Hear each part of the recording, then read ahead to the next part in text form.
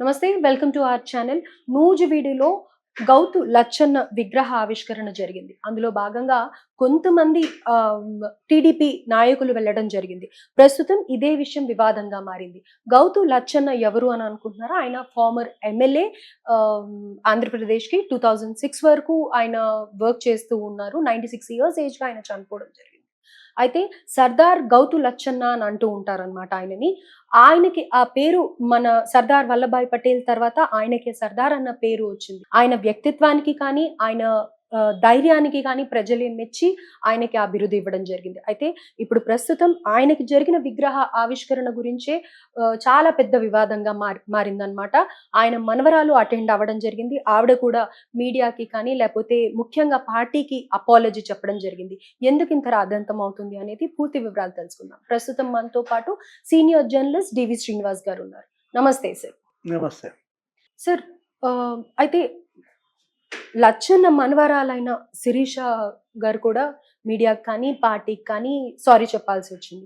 లచ్చన్న విగ్రహ ఆవిష్కరణ పెద్ద వివాదంగా మారింది. ఆయన మనవరాలు పార్టిసిపేట్ చేసింది అందులో. అలాగే పార్థసారథి గారు, ఇంకొంతమంది వెళ్ళడం జరిగింది అక్కడికి.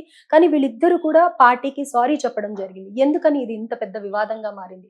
లోకేష్‌కి కూడా ఈ విషయంగా కోపం వచ్చింది అననేసి వినిపిస్తోంది. గౌతు లచ్చన్న ఆయన పార్టీకి అతీతుడు. ఏంటంటే ఆయనకు ఒక పార్టీ ముద్ర వేయకూడదు. ఆయన బడుగు బలహీన వర్గాల నాయకుడిగా ఇక్కడ ఆంధ్రప్రదేశ్‌లో ఒక బీసీ ఉద్యమ నేత, బీసీల పాలిట గాంధీ అంటారు. బీసీ గాంధీ అంటారు. ఏది ఉత్తరాంధ్రలోనే కాదు, మొత్తం రాష్ట్ర వ్యాప్తంగా ఇవాళ కులానికి అతీతుడు, పార్టీకి అతీతుడిగా చూడాలి తప్ప ఇందులో రాజకీయ ప్రమేయం అనవసరం. గౌతు లచ్చన్న మనవరాలుగా శిరీష ఏ పార్టీ వాళ్ళు లచ్చన్న విగ్రహావిష్కరణ పెట్టుకున్నా వెళ్ళాల్సింది ఆమె కుటుంబ బాధ్యత. ఏది వారసురాలు ఆమె. ఇప్పుడు దాన్ని మనం శిరీష తెలుగుదేశం పార్టీ ఆమె చిత్తశుద్ధిని శంకించాల్సిన అవసరం లేదు. శిరీష తండ్రి గౌతు శ్యామ్ సుందర శివాజీ లచ్చన్న గారి అబ్బాయి. మరి మొన్నటిదాకా ఆయన ఎమ్మెల్యే అక్కడ పలాస శ్రీకాకుళం నియోజకవర్గంలో వాళ్ళు ఏంటి కులానికి అతీతంగా అభిమానిస్తారు ఆ కుటుంబాన్ని. సోషలిస్టుగా మనకి గౌతు లచ్చన్న తెలుసు. ఆయన ఏంటి, ఆయన అసలు మీరు అన్నారు ఏంటి, వల్లభాయ్ పటేల్ తర్వాత మళ్ళా సర్దార్ అనే బిరుదున్నది ఈయనకు ఒకడికి. అంటే అంత ఉక్కు మనిషి, రాజీ పడే వ్యక్తిత్వం కాదు. అప్పట్లో మనకి తెన్నేటి విశ్వనాథం, గౌతు లచ్చన్న, భాట్టం శ్రీరామ్మూర్తి, వీళ్ళంతా అది ఒక పాత తరం నాయకులుగా. అప్పుడు జయాంధ్ర మూమెంట్లో చాలా ఇదిగా పాల్గొనేవాళ్ళు వీళ్ళు. ఏది గౌతు లచ్చన్న అప్పుడు మనకు అనగాని సత్యప్రసాద్ తండ్రి ఉండేవాడు ఇక్కడ రేపల్లెలో గుంటూరు. అనగాని భగవంతరావు, వీళ్ళేమో భగవంతరావు సమైక్యవాది, వీళ్ళేమో ప్రత్యేకవాదిగా ఆ రోజు జయాంధ్ర మూమెంట్లో వీళ్ళు పోరాటం. వాళ్ళ గౌతు లచ్చన్న విగ్రహావిష్కరణ పెట్టుకున్నారు. అదేంటి కుల సంఘం పెట్టుకున్న ప్రోగ్రాం. దానికి వీళ్ళు అటెండ్ అయ్యారు. అన్ని పార్టీల వాళ్ళు అటెండ్ అయినట్టుగానే జోగి రమేష్ కూడా వచ్చాడు. ఇక్కడ వేరే వైసీపీ నాయకులు ఎవరన్నా వచ్చినా వీళ్ళు పట్టించుకునే వాళ్ళు కాదు. వచ్చింది ఎవరు? జోగి రమేష్. జోగి రమేష్ కొంచెం గాడిదే. అదేంటి, గీత దాటాడు. గతంలో ఆయన టీడీపీపై చేసిన ట్యాక్స్ గురించి అంటే అతను అసలు ఒక 60 వెహికల్స్లో మొత్తం గుంపునేసుకుని చంద్రబాబు ఇంటిపై దాడికి వెళ్ళాడని.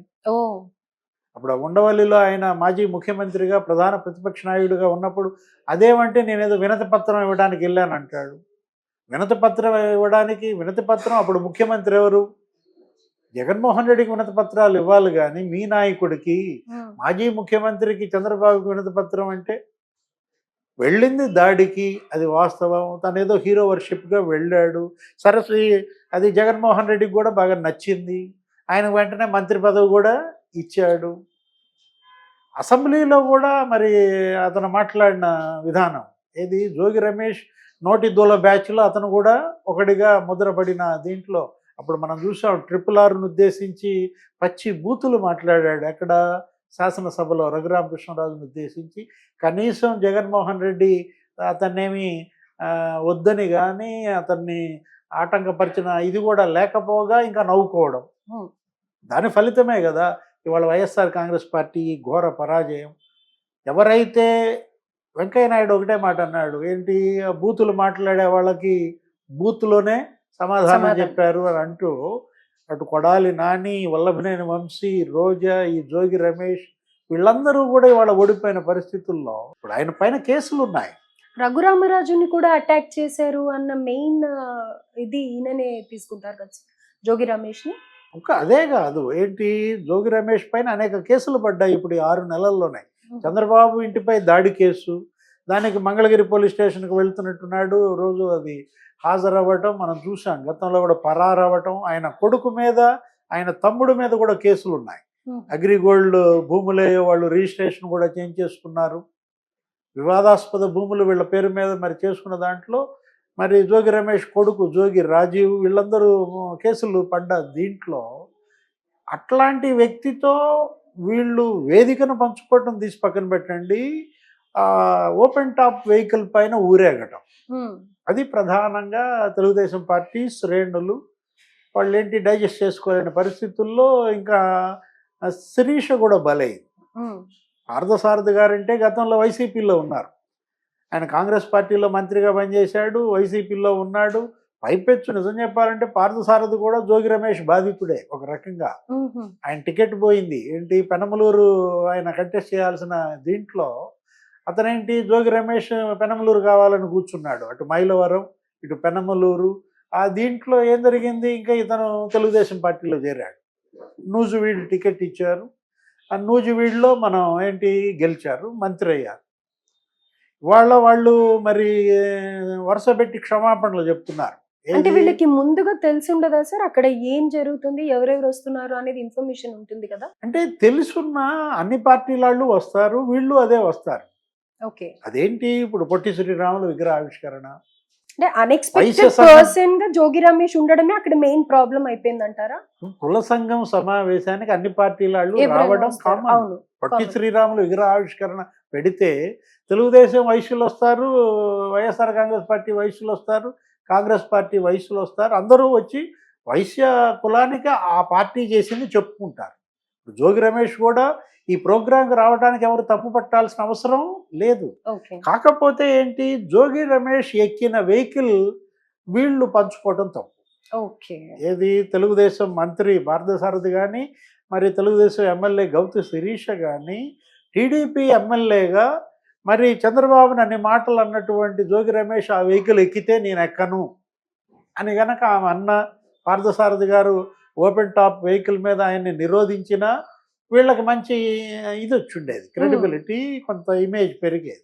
ఓకే, వెళ్ళడం వరకు వేదిక పంచుకోవడం వరకు ప్రాబ్లం కాదు, కానీ ఒకే వెహికల్ లో ట్రావెల్ చేయడం, పాల్గొంటూ అభివాదాలు చేసుకుంటూ వెళ్తుంటే అది ఎలా ఉంది, కలిసిపోయారు. అది కాస్త ఏంటి, జోగి రమేష్ తెలుగుదేశంలో చేరాడా లేకపోతే తెలుగుదేశం వాళ్ళు వైఎస్ఆర్ కాంగ్రెస్ పార్టీలో చేరారా, అది సరైన సందేశం కార్యకర్తల్లోకి ప్రజల్లోకి పంపలేదనేదే ఇవాళ తెలుగుదేశం పార్టీ అటు అధిష్టానం కానీ ఇటు మరి శ్రేణుల్లో కానీ సోషల్ మీడియాలో ఇవాళ ఇంత ట్రెండింగ్ జరుగుతుందంటే, ఇంత తీవ్ర ఆగ్రహావేశాలు వ్యక్తం అవుతున్నాయంటే కారణం దానికే. వాళ్ళు ఏదో సంజాషి కూడా అడిగినట్టున్నారు, వీళ్ళిద్దరూ కూడా చెప్పారు. ఇది పార్థసారథి గారు నిన్న మాట్లాడారు, తర్వాత ఈరోజు ప్రెస్ మీట్ పెట్టాడు, నెక్స్ట్ శిరీష కూడా చెప్పింది.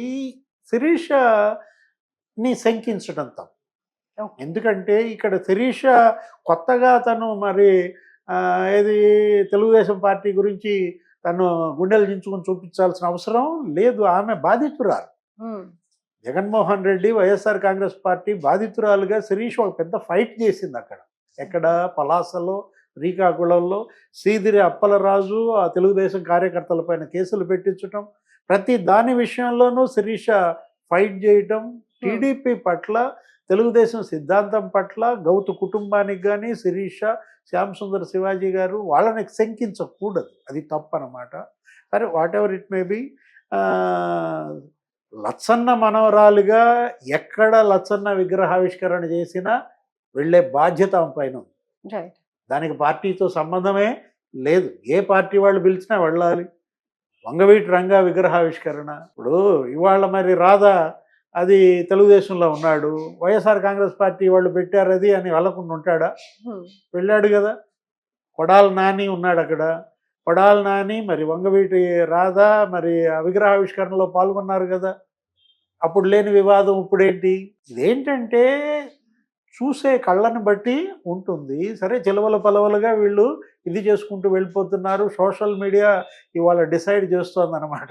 ఒక రకంగా చెప్పాలంటే రాజకీయ పార్టీలని సోషల్ మీడియా డిసైడ్ చేస్తున్నట్టు కనపడుతోంది. శిరీష్ అది దురదృష్టం. ఏంటి తనని ఈ విషయంలో ఈ విధంగా బదనాం చేయటం చాలా తప్పనమాట. ఆమె పోరాటాన్ని, పార్టీ పట్ల ఆ కుటుంబ చిత్తశుద్ధిని ఎవ్వరు ప్రశ్నించే హక్కే లేదనమాట. ఇవాళ ఆ అప్పలరాజు బాధితురాల. ఇంకా ఏ మాటకు ఆ మాట చెప్పాలంటే అప్పలరాజు ఫైర్ అవ్వాలి. ఉమ్, సీదిరి అప్పలరాజు జోగి రమేష్ని ఫైర్ అవ్వాలి. ఉమ్, గమ్మత్తుగా అక్కడేం జరగట్లేదు, తెలుగుదేశంలోనే జరుగుతోంది మంట అంతా. అక్కడ అసలు ఏంటి, జోగి రమేష్ ఏమన్నాడు, శిరీష్ను పొగిడాడు. ఉమ్, గౌతు లచ్చన్న మనవరాలు పోరాడింది, మరి వాళ్ళ ఎమ్మెల్యేగా గెలిచింది అని జోగి రమేష్ ప్రసంగం మరి ఎవరికి కంటవ్వాలా, అప్పలరాజు కంటవ్వాలి. ఓకే. సీదిరి అప్పలరాజు వెంటనే ఫోన్ చేసి జోగి రమేష్ని తిట్టాలి, ఏంటి నా ప్రత్యర్థిని పొగిడావని చెప్పి.